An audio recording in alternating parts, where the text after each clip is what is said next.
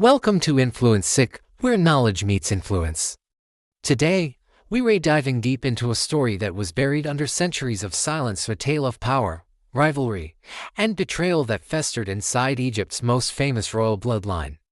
You've all heard of Cleopatra VII, the legendary Queen of the Nile. She's remembered as a seductress, a brilliant strategist, and the last pharaoh of Egypt. But what if I told you she wasn't the only powerful queen in her family? What if her rise to power came at the cost of another's life and another's legacy? This is the forgotten story of Arsinoe IV, Cleopatra's younger sister. She was a queen in her own right, a warrior who stood against Rome, and the woman who almost changed the fate of Egypt, until history, and her own sister, erased her name. It all began in the glittering, treacherous city of Alexandria, around 69 BC. The Ptolemaic dynasty, who were descendants of Alexander the Great's generals, ruled Egypt. But they ruled not as Egyptians, but as Greeks. From the very beginning, their family was a tangled web of intrigue, and the throne was soaked in blood.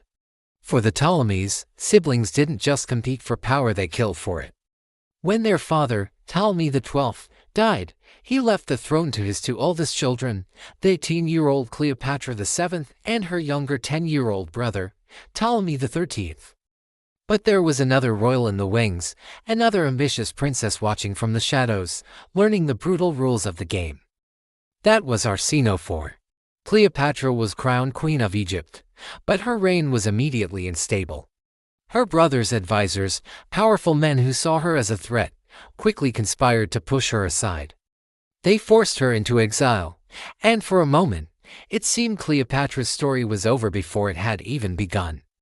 But while Cleopatra was away, gathering an army to reclaim her throne, Arsinoe saw her opportunity. She stepped out of the shadows and into the spotlight. In a bold move, she declared herself the true Queen of Egypt. She wasn't just claiming a title, she was rallying the people and the army of Alexandria behind her. And then, everything changed. Julius Caesar, the most powerful man in Rome, arrived in Alexandria. His stated mission was to settle the dispute and restore Cleopatra to power. But Arsinoe refused to bow to a foreign general. She saw Caesar for what he was, an invader. So, this young queen rallied her troops and prepared for war not just against her sister, but against the might of Rome itself. Arsinoe, leading her army with incredible courage and charisma, became the symbol of Egyptian resistance. She was the patriot queen fighting to keep Egypt free. For a brief, shining moment, it seemed the young princess might actually defeat Caesar and secure her place in history. The year is 48 BC. The siege of Alexandria has turned the royal palace into a terrifying battlefield.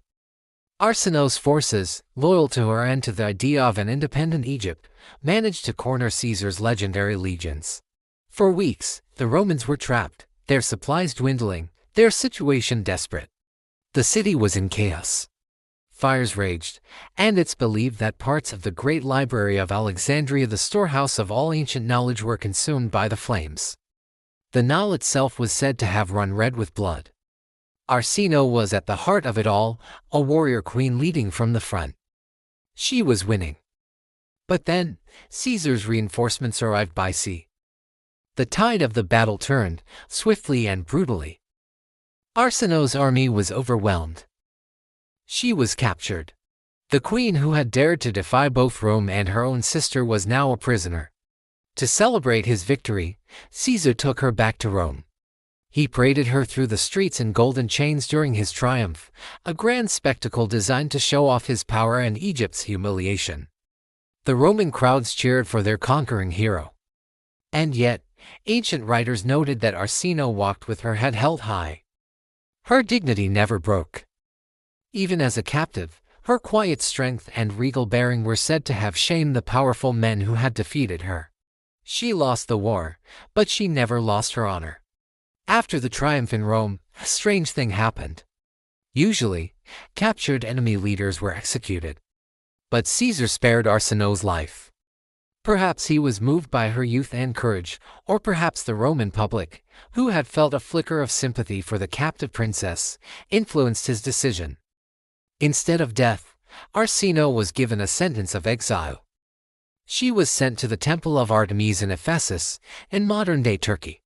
This was one of the most sacred places in the ancient world, a sanctuary where even the most powerful rulers dared not spill blood.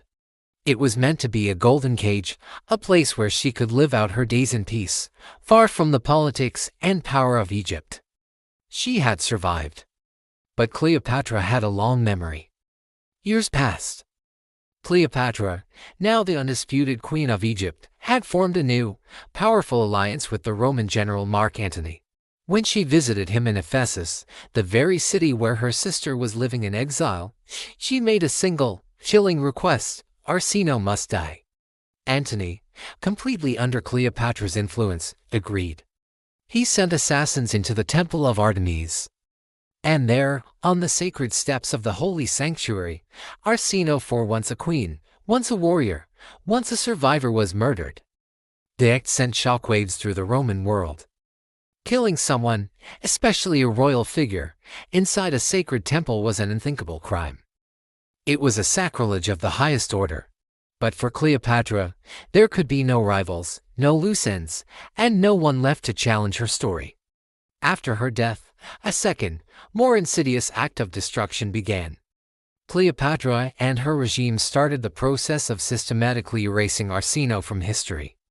It was a true damnatio memoria a condemnation of memory. Arsinoe's name was chiseled off monuments. Any statues bearing her likeness were likely destroyed. Scrolls that mentioned her reign or her resistance were probably burned. For thousands of years, she was all but forgotten. No one spoke of the other queen. Her story only survives in fragments, mostly in the writings of Roman historians like Cassius Dio, who were often hostile to Cleopatra and more sympathetic to her sister. But then, in the 20th century, a fascinating discovery was made in Ephesus, a mysterious, octagonal tomb. Inside, archaeologists found the skeleton of a young woman, dated to the 1st century BC. Could this be the final resting place of the forgotten queen? The location, the dating, and the high-status nature of the tomb all point to Arsinoe. If true, it would be the only tomb of a Ptolemaic royal ever found and identified. To this day, historians debate whether the skeleton truly belongs to Arsinoe. The evidence is compelling, but not conclusive. And that uncertainty is, in itself, a testament to how thoroughly Cleopatra tried to bury the truth. Arsinoe's story is one of breathtaking ambition, incredible courage, and profound tragedy. She fought for her throne, she stood against an empire, and she dared to challenge her sister, who would go on to become one of the most famous women in all of history. But as we all know, history is written by the victors. And Cleopatra, through her power, her charm, her Roman lovers, and the sheer force of her legend, made sure her sister's name would fade into dust. Today, Arsinoe's silence echoes louder than ever. She represents every forgotten queen, every erased woman, and every silenced voice that dared to stand against the overwhelming tide of power. Cleopatra may have ruled Egypt, but for a short, heroic time, Arsinoe fought for it. And though her story was buried for over 2,000 years, her spirit still whispers from the shadows of Alexandria, reminding us that truth can be silenced, but it can never be completely destroyed.